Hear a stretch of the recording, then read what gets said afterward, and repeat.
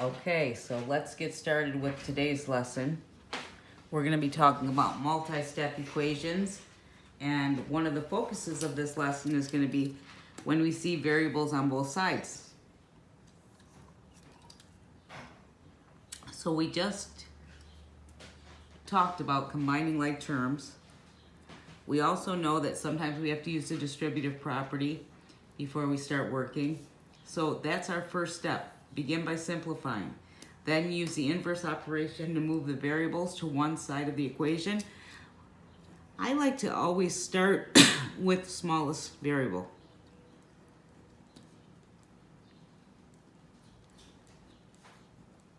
And I'll show you what I mean by that. And then just solve the remaining equation. And then if you have time or you want to, you should always check your solution. So I like to draw the line that represents the equal sign. Like I said here, start with the smallest variable. Is negative r smaller or negative 4r? Negative 4r is smaller.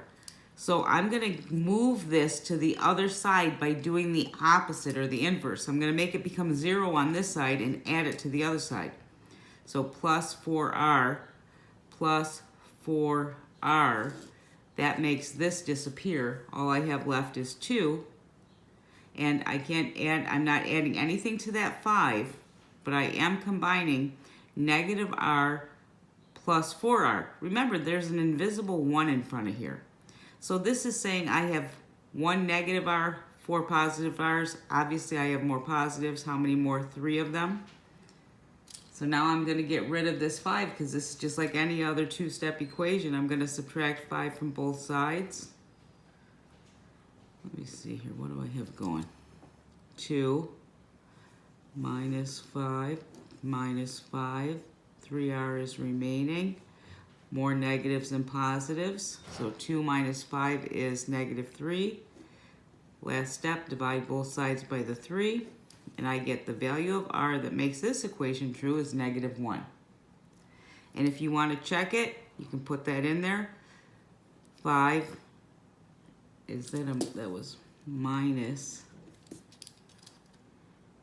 negative 1 equals 2 minus 4 times negative 1. And let's see if that's true.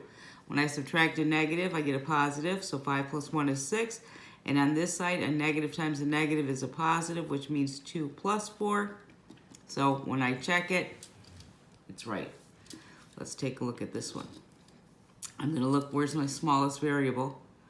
Well, that would be with the negative v, which is really just 1v. I'm adding v to both sides. Eliminates it from that side. I have 6 remaining. On this side, I have negative 1. I combine those two, so 6 plus 1 is 7v. Now I'm going to get rid of this 1 because that would be just like any other two-step equation. I'm going to add 1 to both sides, and I get 7v equals 7, which is a really nice number to divide by 7. So I get v is equal to 1.